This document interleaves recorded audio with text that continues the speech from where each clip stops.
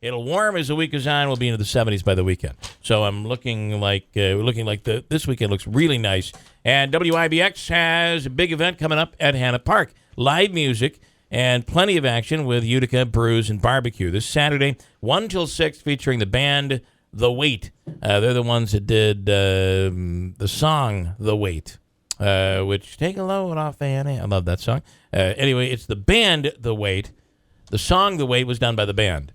But these are members of that group that will be all performing. It's a great act. Plus a food truck festival. So a number of food trucks will be there, and you get to sample stuff. There are discount tickets available at WIBX950.com right now, and that discount is pretty substantial. Yeah, it's tickets, if you get in advance, are $10. So you get 2 bands. And it's going to be really great at Hanna Park. The weather's going to be great for $10. I mean, it's a great price. And you mentioned the food truck festival. My understanding is they're going to be doing dollar samples, or you can order off the menu. But if you just want to sample, there's going to be 6, I think. All right. You can go around and sample. And everything's brought to you this weekend by Budweiser. WIBX, good morning. Hi, getting Simon Owen. Okay, that's what I thought. There's no Andrew in there. I don't know where he is, so for God's sakes. Listen, I want to talk about school board elections. I really would love it if we could all work together, Oneida County BOCES and Herkimer County BOCES and Madison County BOCES. Wouldn't it be something if we all work together and come up with one time that everybody votes on? Because I'm going through the list here. And, for instance, Central Valley Academy, we know because we had the superintendent on yesterday, they're noon to 8 o'clock. Can you look up, see what New Hartford's is? Good luck trying to find these. So you vote on the budget in Ilion Mohawk, Central Valley Academy, noon till 8. Utica, City of Utica, is noon till 9. New York Mills is noon until 9. Herkimer School District, if you're voting on that, is 1 until 9 p.m. So everybody has different, we have 1 BOCES or 3 BOCES, but they're all working together. Wouldn't it be a benefit for confusion purposes if everybody got together and we all agreed, okay, we're going noon to 9, or we're going 1 to 9 or something, right? Wouldn't that make more sense? One election day, right? It's always on the same day. No, but I'm saying for more than just the school votes, right? I see what you're saying. How many primaries are we dealing with this year? It's crazy. We keep talking about consolidation and working together and saving money, yet this is, to me, clear. You have your presidential primary, we have a congressional primary, we have the state primary, all on different days, school board elections, all on different days, different times from district to district.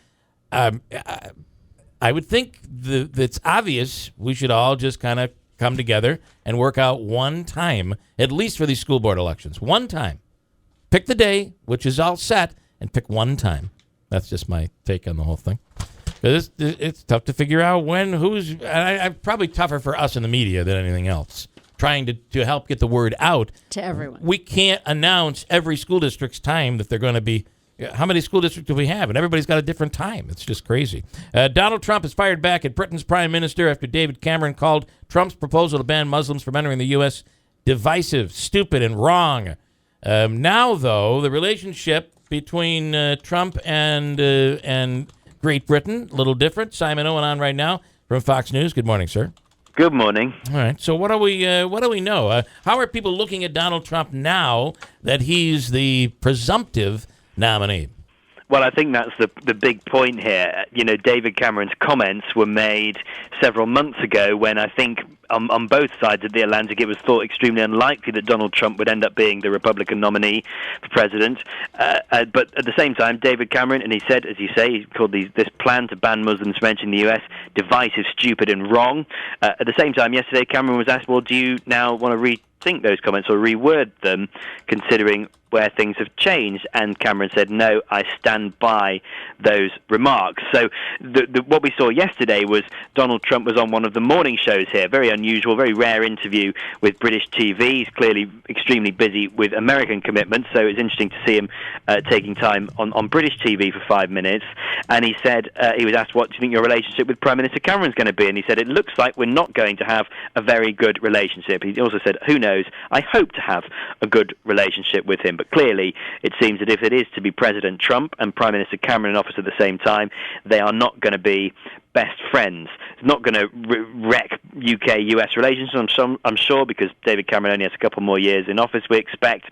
But nonetheless, unusual perhaps for a presidential candidate to be saying that he predicts already to have a poor relationship with one of America's closest allies.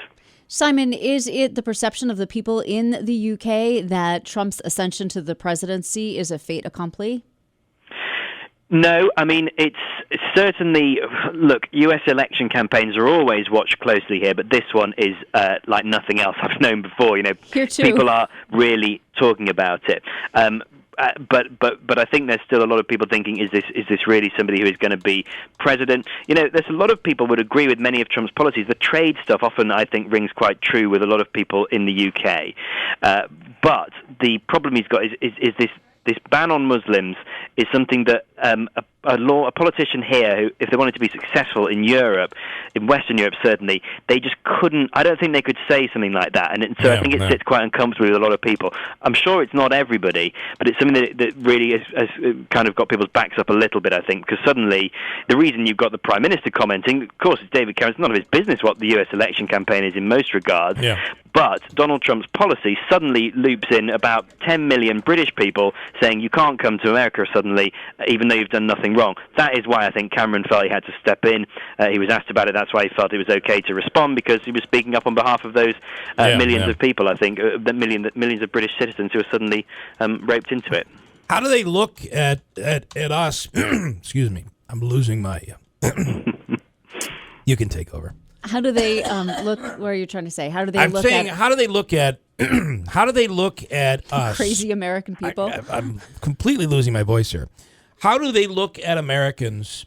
Because you think about, go back to any previous election, and the candidates who were running for president, who would say one thing or one little element would come out, something about maybe an affair they had years ago, and all of a sudden it blew up their campaign. They were out of the race.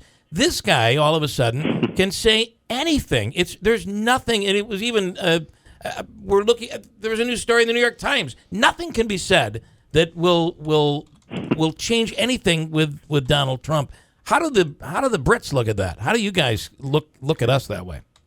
Well, I mean, as I say, I think when Cameron made his remarks, it was at a time when Trump was not considered it's seriously likely that he would be the Republican nominee, and yet here we are. So sure, people, I'm sure, are surprised. At the same time, we have other politicians who sometimes say controversial stuff, and then they end up not having their popularity dented at all. The guy who might be the next prime minister here is a conservative named Boris Johnson. He keeps making errors. He was talking about Hitler at the weekend, which is never a good idea as a British politician, and yet his popularity seems to be undinted by all of it. So it's not unusual. The difference with Donald Trump is, of course, the office is so big, the job is so big, that to go this far is seen as quite strange. But look, the situation with outsiders becoming politically successful is something that we've seen here in Western Europe quite a lot. In Italy, it's been big. It's been growing in a big way in France.